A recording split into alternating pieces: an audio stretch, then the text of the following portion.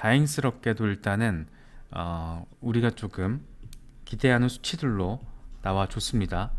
지금 전달치가 50만 4천 건, 예측치가 20만 5천 건이었는데 실제로 나온 게 31만 1천 건이에요. 그러니까 예측치보다 높게 나왔지만 전달 대비 그래도 확연하게 줄어든 걸 바라볼 수가 있죠. 그래서 연준으로서는 아주 견고한 고용시장 상황에서 조금은 덜 견고한 상황으로 해석될 여지를 남긴 거고, 시장이 바라보기에는 0.5%포인트 빅스텝 인상보다는 0.25%포인트 인상 가능성이 더 높겠구나, 뭐 이런 부분들 느낄 수 있게 만드는, 그래서 시장이 다시금 어쨌든 2만 달러 위로 곧장 반등하는 모습을 지금 확인을 해줬습니다.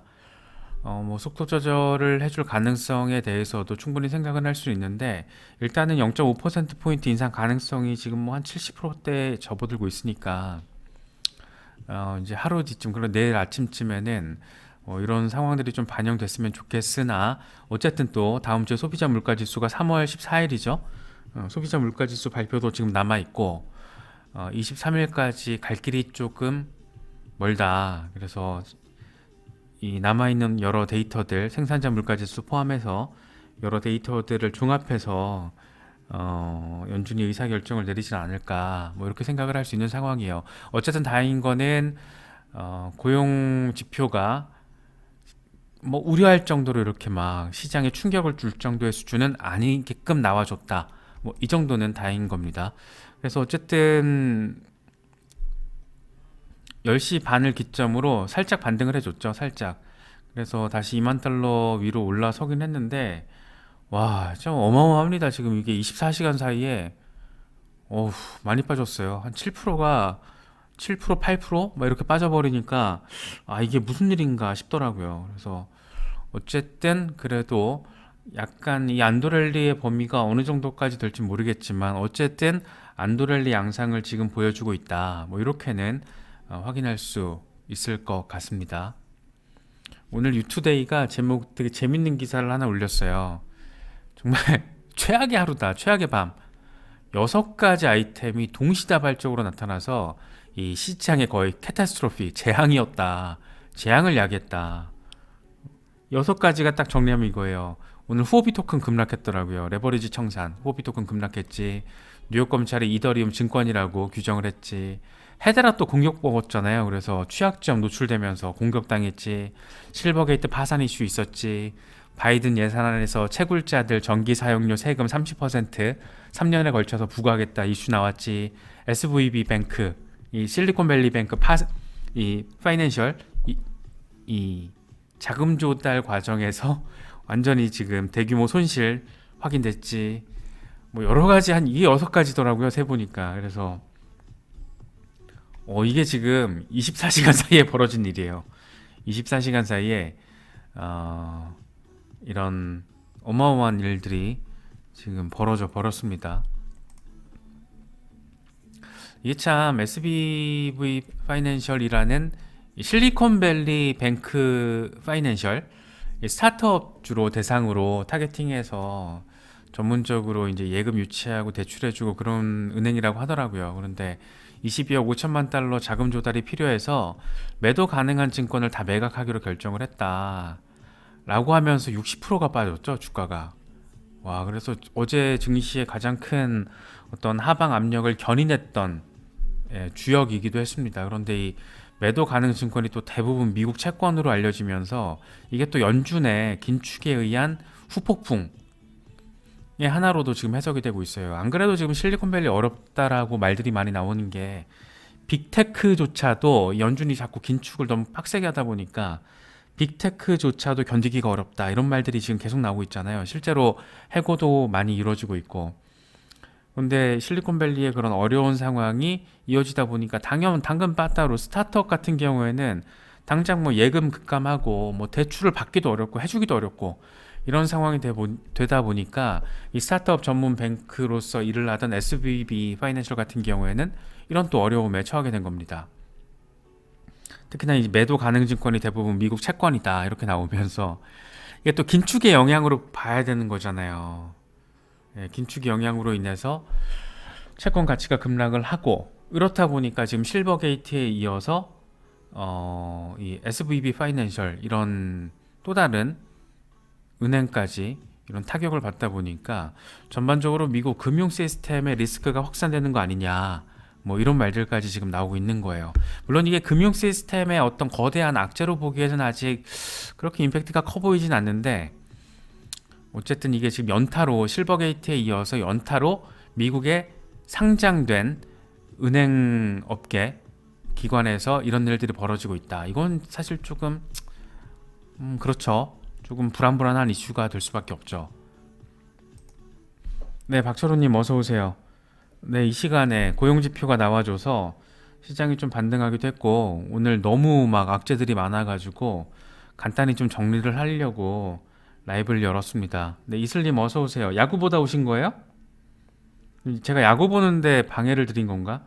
저 야구하는지 몰랐어요. 저는 오늘 더 글로리가 공개되는 거와 이 고용지표가 발표되는 것, 이 두 가지 일정만 머릿속에 있어서 오늘 야구 이슈가 있는지 몰랐습니다. 제가 약간 네, 다들 또 야구 보시느라 지금 좀 덜 오시는 것 같은데, 뭐 어쨌든 좀 정리를 좀 할게요. 글로리2 재밌더라고요. 저는 8화, 9화 중반까지 봤어요. 그거 보다가 이제 그 데이터 나와가지고 지금 라이브 켠 건데, 뭐 아무튼 뭐 그런 상황이에요. 그래서 과연 이제 관건은 연준이 0.25%포인트 금리 인상을 3월에 단행할 것이냐, 0.5%포인트 금리 인상을 단행할 것이냐, 이 베이비 스텝이냐, 빅 스텝이냐, 뭐 이런 건데, 일단은 고용지표는 연준이 빅 스텝을 단행하는 것보다는 베이비 스텝을 유지할 수 있는 가능성을 조금이라도 더 높인 지금 상황으로 데이터가 나와준 건데, 다음 주에 또 이제 CPI도 남아있고 해서 아직 뭐라고 단정하기는 어렵죠. 데이터가 몇 개 더 남았기 때문에 단정하기는 어렵지만, 어쨌든 고용지표는 지난달 같은 경우에 워낙 빡세게 강력한 고용 상황이 확인됐다 보니까 이번 달 같은 경우에는 어쨌든 감소한 것으로 나타나서, 물론 예측치보다 높게 나왔지만 감소한 것으로 나타나서 지금 현재 비트코인도 안도랠리를 살짝이나마 진행을 하고 있다. 이 사실 폭이 크진 않지만 어쨌든 2만 달러 아래로 빠지면 이게 우리가 불안해지잖아요. 심리적인 지지라인으로 불리는 2만 달러가 깨지면 우리의 심리에도 금이 오는 그런 느낌을 주기 때문에 상당히 이게 조금 불안 요인인데, 어쨌든 2만 달러 위로 급반등을 해줬기 때문에 시장으로서도 상당히 의미 있는 안도랠리의 시그널로 지금 받아들이고 있다, 뭐 이렇게 바라보시면 될 것 같아요.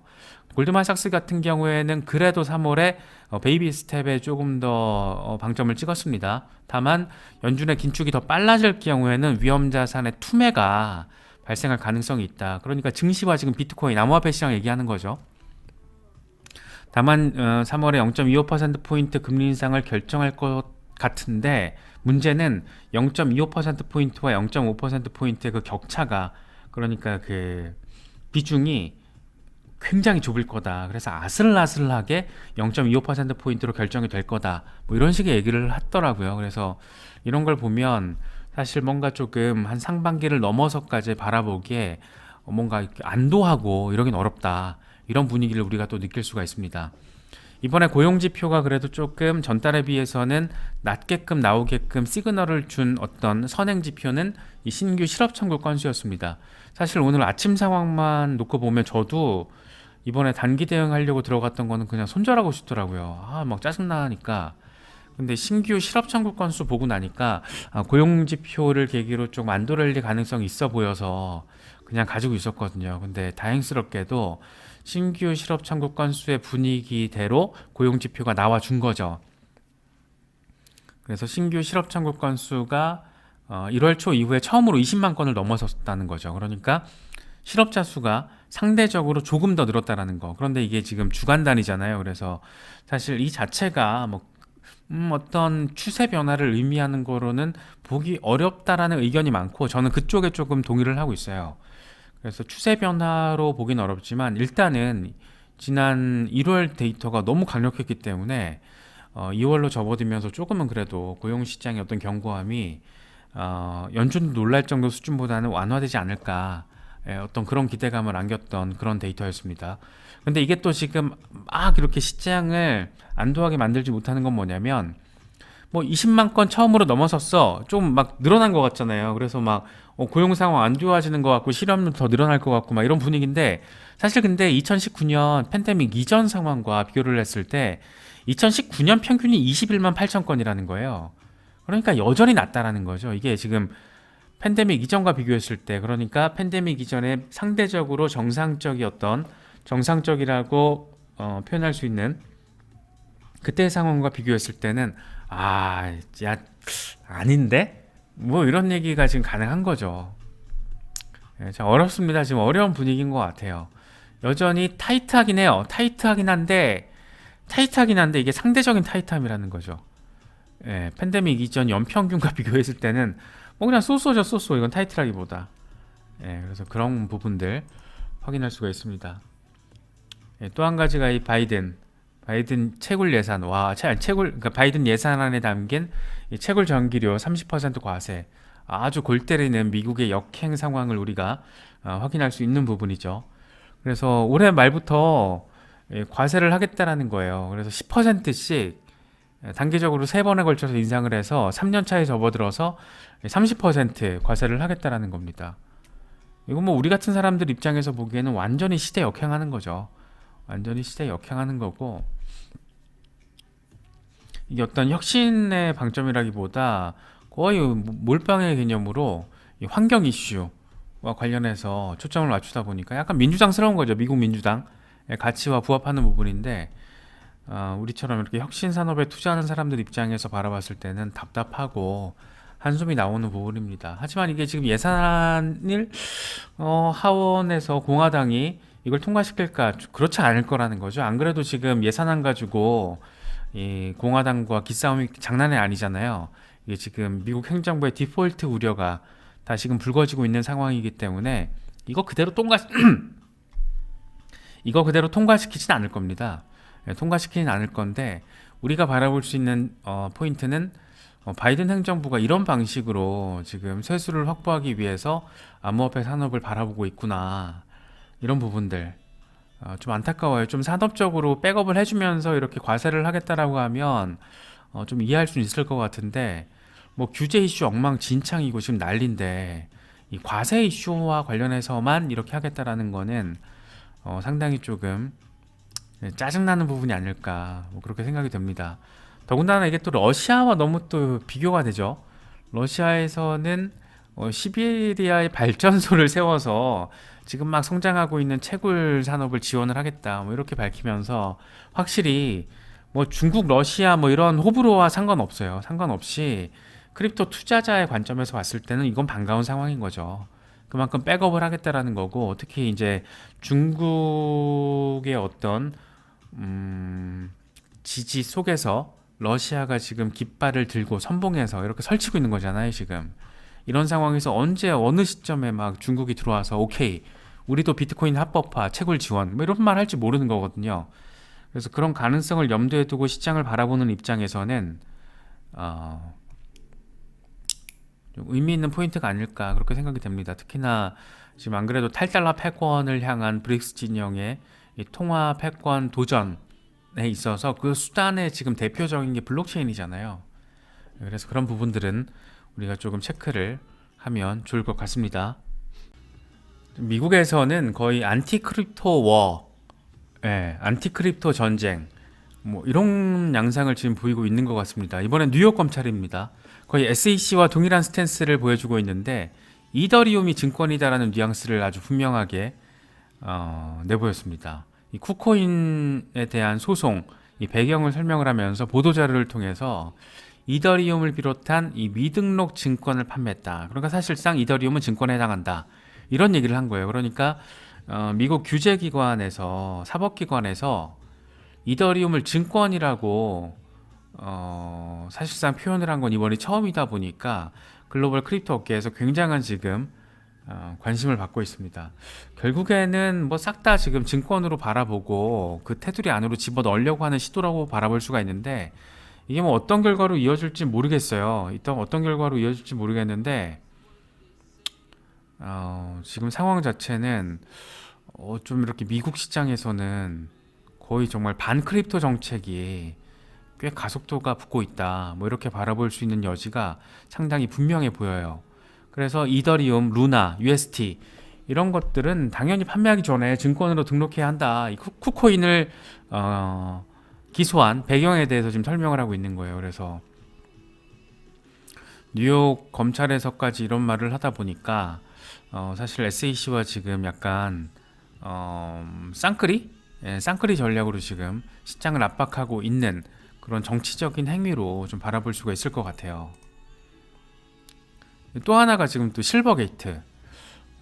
실버게이트 참 빡세게 지금 돌아가고 있습니다. 자체적으로 자발적인 청산을 결정을 하긴 했지만 이 실버게이트와 연계된 거래들도 많이 있고, 물론 이제 뭐 코인베이스를 비롯해서 마이크로 스트래티지 이런 상징성 있는 기업들은 바로 손절을 했죠. 바로 손절을 해서 연관성 있는 피해를 차단하기 위한 조치를 이미 진행을 해놨지만, 이게 또 크립토 전문 뱅크다 보니까 이게 또 암호화폐 산업 전반에는 악재로 지금 작용을 하고 있습니다.